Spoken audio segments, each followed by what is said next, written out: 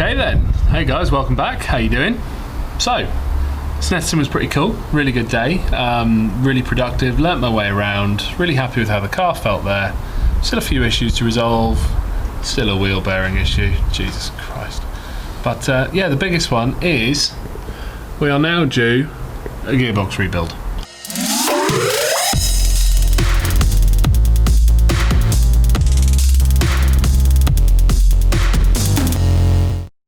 It's been coming for a little while. I'm going to be honest, I didn't get the synchros changed when we built the box, and that was my error, and it's cost me. The box has never quite been right. I've added coolers, I've added ducting. It's not done what I hoped. So the box is coming out, all new synchros, new bearings, and fingers crossed that'll be it. Good to go for another few years. Pull the box out, and then we'll get it to Martin, Gas and Gears in Bridgend for a rebuild. 9:30. Saturday morning, 4 weeks today until we race. Let's get cracking. I always like to start with the easy stuff.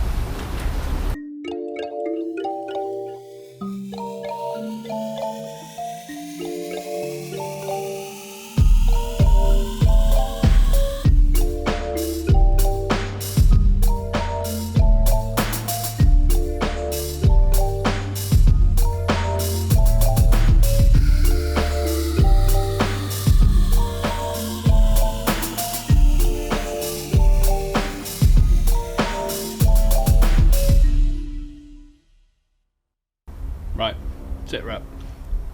It's a couple of hours later, box is still not out. And the drive shaft problem. Ta-da! You go underneath, subframe is all undone, splitter is obviously out. Everything is now pretty much off the box. The hubs are split, just undoing the subframe and then we'll drop that down.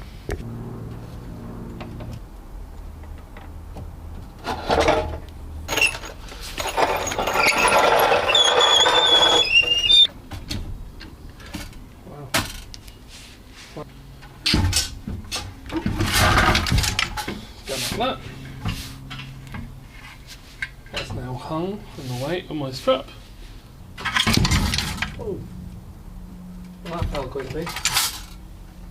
One gearbox, out the hole, one hole where it used to be, come down below. So right now, whipping the flywheel off because there's a bit of machining to do on that. Mark's going to make it lighter. And a big hole. One very filthy old subframe. Giving that a quick degrease. So yeah, flywheel off, clean it up, call it a day for today. And tomorrow we're going to Wales. 4 to 6 days later.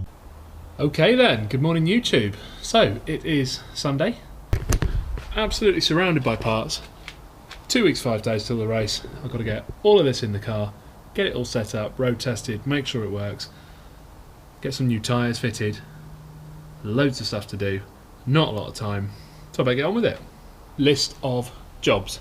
Degrease underneath the car, clean up the steering rack. I stripped the thread on the subframe 7 years ago, chucked a nut on it, it's been fine ever since. Gonna helicoil that. Gearbox has come back from Martin at Gas and Gears. I can't thank Martin enough. I dropped the gearbox off to him on a Sunday night. He worked on it Sunday night, worked on it all day Monday. Tuesday morning it was ready. So, finished work, went to Wales, picked that up, gearbox is done. We've had all new synchros, new seals, the diff has been rebuilt with new plates, we've had a new shift fork because one was chewed up, we've had a new thrust washer, new hubs on second downforce because they weren't in great shape, and the flywheel has been skimmed, balanced, lightened. Going back to the box, about a year ago you might remember we had to put a 3mm spacer in. That's all now gone. Mark's taken 3.5mm out of the height of the flywheel assembly, so I don't need the spacer anymore. I'm rushing, can you tell? New subframe. That's all been powder coated, orange. New wishbones, brand new bushes from CB Auto, from Paul, Super Pro, caster offset rears.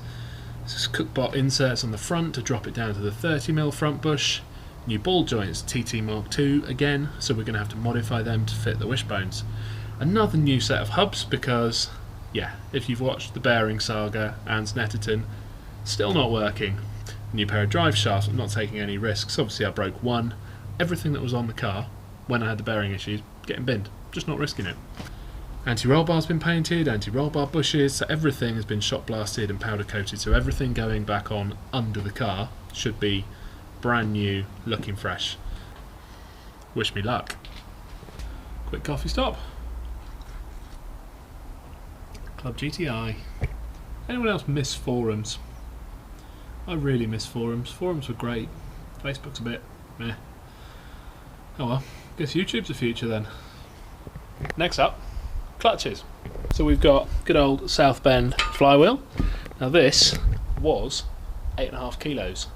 Mart has put it in the lathe, a good skim out the back here, and it is now 6.88. So that's a decent chunk of weight saved. Clutch plate wise, old spare, a bit dirty. This is the one I've been running for quite a long time. Now, little known fact, Helix will actually repad your clutch. So I sent this back, and this has had brand new pads fitted and a new sticker. 83 quid returned, including postage, and that clutch is effectively brand new. Some of you might have noticed 1, 2 tool steel dowel pins in my flywheel. So I run those to help lock the flywheel onto the crank. 6 new bolts. So the flywheel's on, now I'm going to torque up the bolts. Now when you torque them, the engine will obviously try and turn. So what I do, socket on, get the light, socket on the end, that will actually brace against the chassis leg and stop the engine turning. And don't forget to take that out. I've done that once before, not taking it out. When I turn the key, turns out the starter is quite powerful and it snapped the ratchet clean in half. So I've paint penned all of them.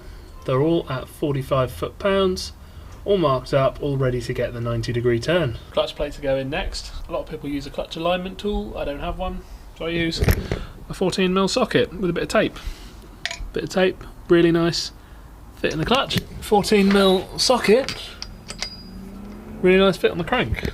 And that will go onto that and sit pretty nicely. And if you put it in that way round, you can then put an extension into there and pull that out again.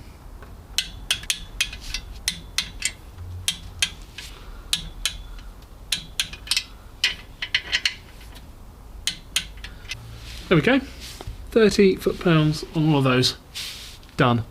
So, we have one O2M very precariously balanced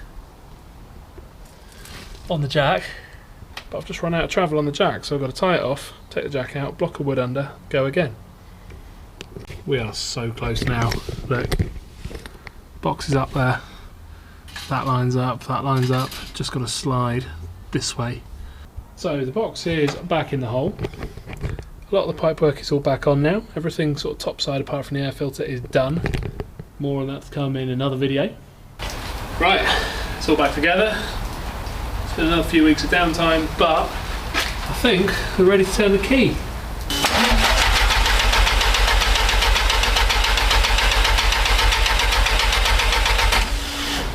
Turned it over, get some oil moving, plug these in.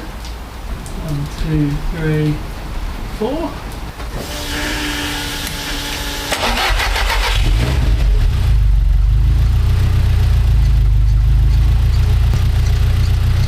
Hello. Well, it works. So, bumper back on, splitter back on the ground, time for a test drive.